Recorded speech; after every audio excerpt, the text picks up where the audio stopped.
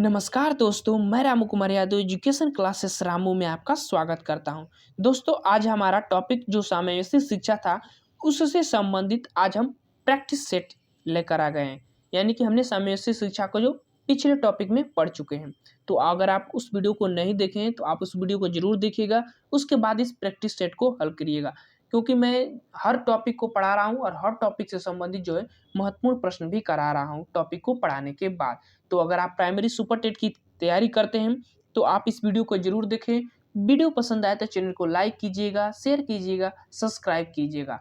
तो चलिए दोस्त, आज हम चलते हैं सामयिक शिक्षा का प्रैक्टिस सेट नंबर 1 और आज का हमारा पहला प्रश्न है, सामान्य तथा विशिष्ट क्षमता वाले बालकों को एक साथ शिक्षा प्रदान करना है। अब देखिए, सामान्य बच्चे भी जिसमें हो और विशिष्ट बच्चे भी हो, तो ऐसी जो शिक्षा की व्यवस्था होती है उसको हम क्या कहते हैं, तो सामयिक शिक्षा कहते हैं। अगर आप टॉपिक पढ़े होंगे या वीडियो देखे होंगे तो उसमें मैं साफ साफ बताया हूँ कि सामयिक शिक्षा होता क्या है। तो ऑप्शन नंबर ए वाला विकल्प सही हो जाएगा। अब चलते हैं आगे, इससे संबंधित कुछ महत्वपूर्ण बातें हैं उसको थोड़ा देख लेते हैं। अब चलिए, पहली चीज ए वाला विकल्प सही हो जाएगा। सामान्य तथा विशिष्ट क्षमता वाले बालकों को एक साथ शिक्षा प्रदान करना समवयस्क शिक्षा कहलाता है। समवयस्क शिक्षा एक शिक्षा प्रणाली है। इसमें विशेष शैक्षणिक आवश्यकता की पूर्ति के लिए एक सामान्य छात्र, एक दिव्यांग को समान शिक्षा प्राप्ति के अवसर मिलते हैं समवयस्क शिक्षा में। ठीक, अब अगले प्रश्न नंबर 2 पर चलते हैं। प्रश्न नंबर 2 कह रहा है कि श्रवण अक्षमता प्रदर्शित करने वाले छात्रों को शिक्षा दी जानी चाहिए। जो सुनने की अक्षमता प्रदर्शित करते हैं, सुनने की, याद रखिएगा, तो उनको आप किस तरह से शिक्षा दे सकते हैं, तो उनको हम शिक्षा सांकेतिक भाषा से शिक्षा दे सकते हैं। ऑप्शन नंबर बी वाला विकल्प सही हो जाएगा। देखिए, सिर्फ जो सुन नहीं सकते, देख तो सकते हैं ना, तो संकेतों से हम उनको बता सकते हैं। तो ऑप्शन नंबर वाला बी वाला विकल्प सही हो जाएगा। अब थोड़ा व्याख्या इसकी थोड़ा देखते हैं। चलिए, पहली चीज, श्रवण अक्षमता प्रदर्शित करने वाले छात्रों को सांकेतिक भाषा में शिक्षा दी जानी चाहिए। दूसरी चीज, ब्रेन लिपि से प्रश्न बनता है तो उसको भी देख लेते हैं इसी के साथ साथ। ब्रेन लिपि नेत्रहीनों को पढ़ाने और लिखने में छूकर व्यवहार से में लाई जाती है। यह पद्धति का आविष्कार 1921 में एक नेत्रहीन फ्रांसीसी लेखक लुई ब्रेन ने किया था। ये अंधे थे लुई ब्रेन, इन्होंने फ्रांस के रहने वाले थे। 1921 में ब्रेन लिपि का विकास किया था। ब्रेन लिपि 6 बिंदुओं पर आधारित होती है, याद रखिएगा, 6 बिंदुओं पर आधारित होती है, प्रश्न पूछा गया है। और ब्रेन लिपि जो है अंधों बालकों के लिए प्रयोग किया जाता है, जो देखने में असक्षम हो उनके लिए ब्रेन लिपि का प्रयोग किया जाता है। इसमें क्या होता है कि जो अंधे बालक होते हैं उसको छू छू कर ज्ञान का प्राप्त करते हैं। जैसे कि अगर आप ABCD पढ़ा रहे हैं तो उभरा हुआ, जैसे ABC ऐसे, तो ये उभरा हुआ पार्ट रहेगा, उसको ऐसे आकार को जब वो छुएगा तो उसको आकार को जब छुएगा तो उसको पता चलेगा कि ये जो है ए बना हुआ है। तो ब्रेन लिपि अंधों बालकों के लिए है। किस तरह ज्ञान प्रदान किया जाता है आप लोगों को मैंने बता दिया। अब चलते हैं अगले प्रश्न। तीसरा प्रश्न कर रहा है कि समझना, मौलिकता, व्याख्या, सृजनात्मकता आदि किसके गुण हैं। तो ये जितने भी गुण हैं, समझना, मौलिकता, व्याख्या, सृजनात्मकता, ये किसके गुण हैं, तो ये जितने भी गुण हैं ये किसके गुण हैं, प्रतिभाशाली बालकों के गुण हैं। तो ऑप्शन नंबर ए वाला विकल्प सही हो जाएगा। अब चलते हैं आगे, इसकी व्याख्या भी थोड़ा देख लेते हैं। प्रतिभाशाली से काफ़ी महत्वपूर्ण व्याख्या है, इसमें हर प्रश्न है उसकी व्याख्या भी है। पहली चीज, समझना, मौलिकता, व्याख्या, सृजनात्मक आदि प्रतिभाशाली बालकों के गुण हैं। क्रो के अनुसार प्रतिभाशाली बालक 2 प्रकार के होते हैं। पहला, ऐसे बालक जिनकी बुद्धि लब्धि 130 से अधिक हो। अभी हमने टर्मन का पढ़ा था, उसमें 140 से ऊपर वाले जो बालक होते हैं उनको प्रतिभाशाली बालक उन्होंने कहा था। क्रो 130 से ऊपर वाले बुद्धि लब्धि के जो बालक हैं उनको प्रतिभाशाली बालक कहा गया है। दूसरी प्रकार इन्होंने बताया कि वे बालक भी प्रतिभाशाली बालकों की श्रेणी में आते हैं जो किसी विशिष्ट क्षेत्र, कला, नृत्य, संगीत, खेल आदि को अपनी प्रतिभा का प्रदर्शन करते हैं। तो 2 तरह के बालक हो गए जिनकी बुद्धि लब्धि 130 से ऊपर हो, पहली चीज। दूसरी चीज, कुछ बालक ऐसे भी होते हैं प्रतिभाशाली जो एक ही क्षेत्र जैसे कला, नृत्य, संगीत, खेल आदि में अपनी प्रतिभा को प्रदर्शित करते हैं, वो भी प्रतिभाशाली बालक कहलाते हैं। क्रो एवं क्रो के अनुसार। अब चलते हैं टर्मन की कुछ परिभाषाएं उसको समझते हैं। फिर क्रो एवं क्रो की भी परिभाषा है। टर्मन की परिभाषा, टर्मन की परिभाषा कर रहा है कि टर्मन के अनुसार प्रतिभावान बालक शारीरिक विकास, शैक्षणिक उपलब्धि, बुद्धि और व्यक्तित्व में वरिष्ठ होते हैं। क्रो के अनुसार जिन बालकों की बुद्धि लब्धि 70 से कम हो उन्हें मंद बुद्धि बालक कहते हैं। मंद बुद्धि बालक कहते हैं। मंद बुद्धि बालक के निम्न विशेषताएं पाई जाती हैं, जैसे कौन कौन से?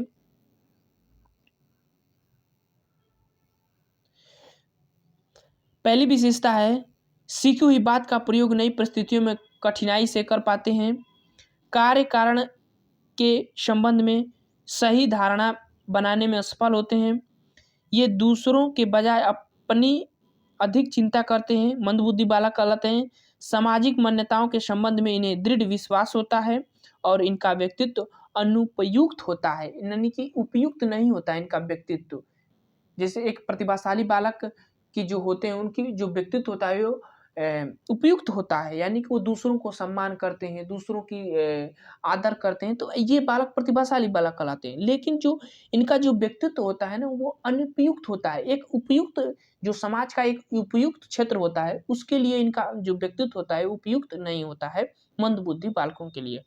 अगला प्रश्न नंबर 4 कह रहा है कि वाक अक्षमता में संबंधित है। वाक अक्षमता से संबंधित है। तो वाक अक्षमता किससे संबंधित है? तो जो वाक अक्षमता संबंधित है वो है डिस्फेजिया, यानी कि जब आप बोलते हैं तो भाषा संप्रेषण संबंधी जो भी कठिनाइयां होती है उसको डिस्फेजिया कहा जाता है। ठीक, वाक अक्षमता का मतलब किसी शारीरिक अक्षमता के कारण जब आप बोल नहीं पाते हैं तो उसी को वाक अक्षमता कहते हैं। ठीक, तो ऑप्शन नंबर डी वाला विकल्प सही हो जाएगा। कुछ इससे भी संबंधित अक्षमताएं हैं उसको भी समझते हैं। चलिए पहली चीज समझिए, डिस्फेजिया वाक अक्षमता से संबंधित है। अगला अधिगम से संबंधित प्रमुख विकार जो ब्रिटिश कोलंबियन 201 एवं ब्रिटिश के शिक्षा मंत्रालय द्वारा प्रकाशित पुस्तक supporting students with learning disability a guide for teacher में निम्नलिखित लिखा गया है। जो अक्षमताएं हैं एक बालक के अंदर उसको लिखा गया है। पहला है डिसलेक्सिया। इसमें क्या है? पठन और वाचन संबंधी जो भी विकार होते हैं डिसलेक्सिया। दूसरा है डिस्ग्राफिया लेखन संबंधी जो कमियां होती हैं, क्षमताएं होती हैं उसको डिस्ग्राफिया कहा जाता है, वैज्ञानिक भाषा में कहा जाता है। अगला है डिस्कैलकुलिया। ये गणितीय अक्षमताओं को डिस्कैलकुलिया कहते हैं। अगला है गणना जो जल्दी में नहीं कर पाते हैं उसके अंदर डिस्कैलकुलिया उनको वैज्ञानिक भाषा में कहते हैं। अगला है डिस्फेसिया, वाक अक्षमता को डिस्फेसिया उसको कहते हैं, डिस्फेसिया। अगला है पांचवा डिस्प्रैक्सिया। इसमें क्या होता है? डिस्प्रैक्सिया में तो इसमें सभी चीज़ें आ जाती हैं, डिस्प्रैक्सिया के अंतर्गत सभी चीज़ें आ जाती हैं। इसमें गणना भी, लेखन, चित्र संबंधी विकार, पढ़ने लिखने, गणितीय संबंधी दोष, समायोजन में कठिनाई का दोष, ये सभी डिस्प्रैक्सिया के अंतर्गत आ जाता है। अगला छठवां है डिसआर्थोग्राफिया, वर्तनी संबंधी जो त्रुटियां उसको डिसआर्थोग्राफिया कहते हैं। अगला ऑडिटरी प्रोसेसिंग डिसऑर्डर, श्रवण संबंधी अक्षमता जिसको कहते हैं ऑडिटरी प्रोसेसिंग डिसऑर्डर, जिसको हम कहते हैं सुनने संबंधी अक्षमताओं को। ठीक, नौवां है sensory integration of processing disorder, यानी इंद्रिय समन्वय अक्षमता संबंधित विकार जो होता है, यानी कि अपने इंद्रियों में जो समन्वय स्थापित नहीं कर पाना उसको वैज्ञानिक भाषा में sensory digression of or processing disorder उसको कहा जाता है। इंद्रिय समन्वय अक्षमता संबंधी विकार होता है। अगला है ऑर्गेनाइजेशनल लर्निंग डिसऑर्डर, इसका मतलब संगठनात्मक पठन संबंधी विकार होता है, इसको कहा जाता है 10वां। काफ़ी महत्वपूर्ण जो विकार होते हैं जिसको वैज्ञानिक भाषा में कहा जाता है। उन विकारों को इतना है जो इसको आप ध्यान में रखिएगा, इनसे प्रश्न बनते हैं। एक प्रश्न तो हर एग्जाम में यहाँ से बनता है, चाहे कोई भी एग्जाम हो टीचर से संबंधित। पहला, अब अगला 5वां प्रश्न, निम्नलिखित में से कौन सा शारीरिक रूप से असक्षम नहीं है? शारीरिक रूप से कौन सा असक्षम नहीं है, आपको इसमें से बताना है।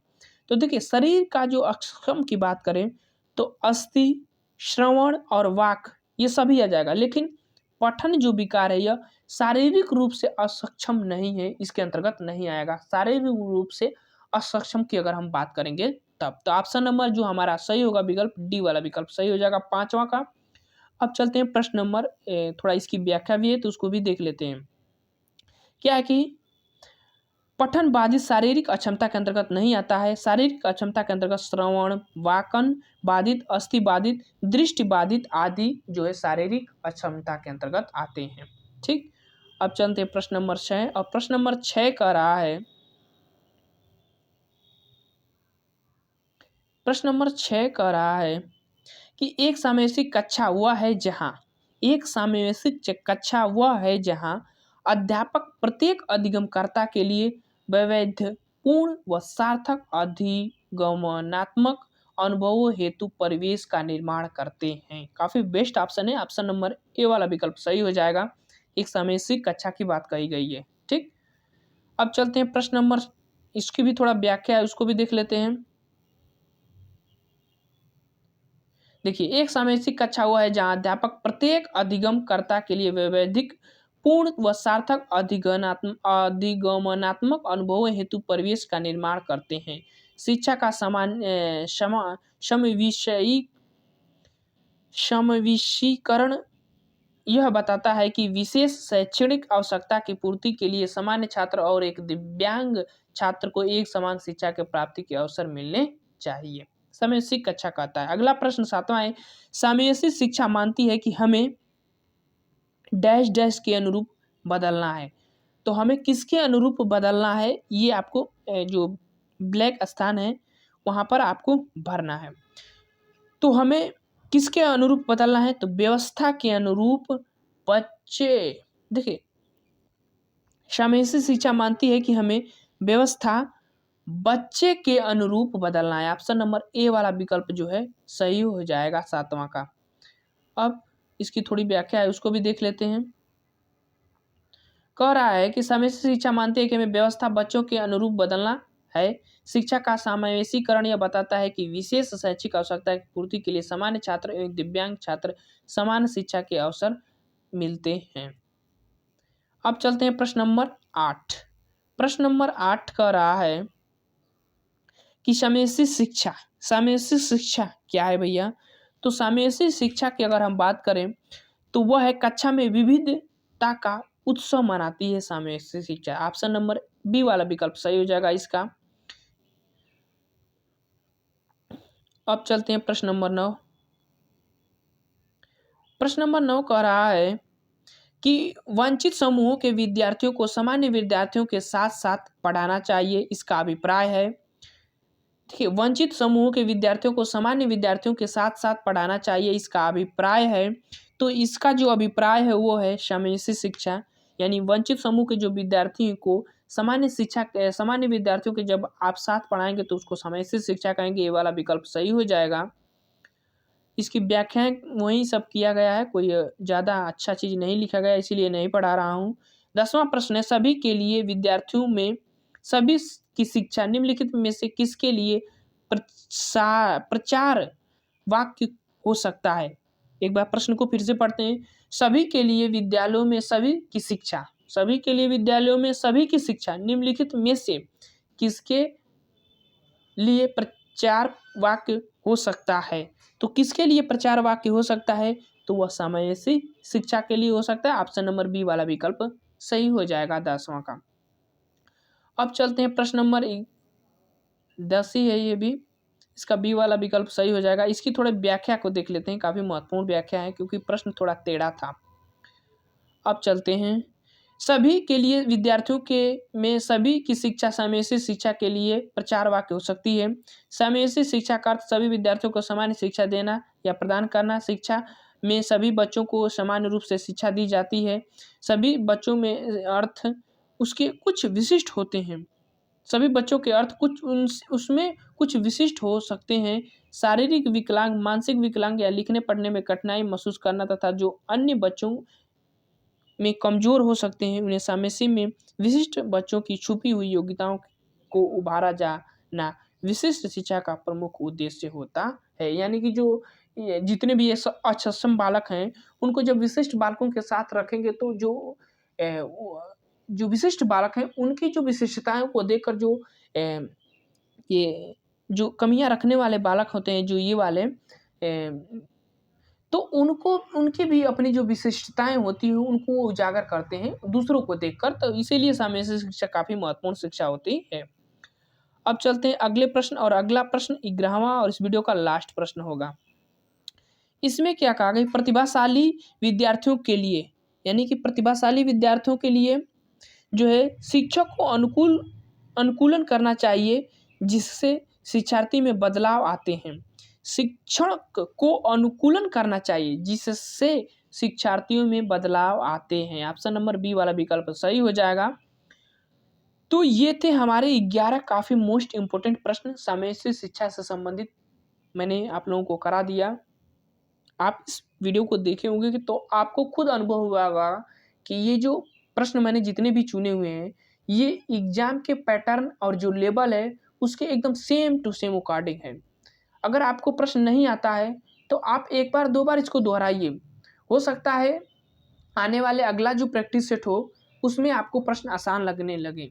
तो चलिए दोस्त, हमारा प्रयास जो आपको अच्छा लग रहा होगा तो आप चैनल को ज़रूर सब्सक्राइब कीजिएगा, हमारा यही आग्रह है आपसे। अब वीडियो को समाप्त करते हैं। Thank you for watching this video.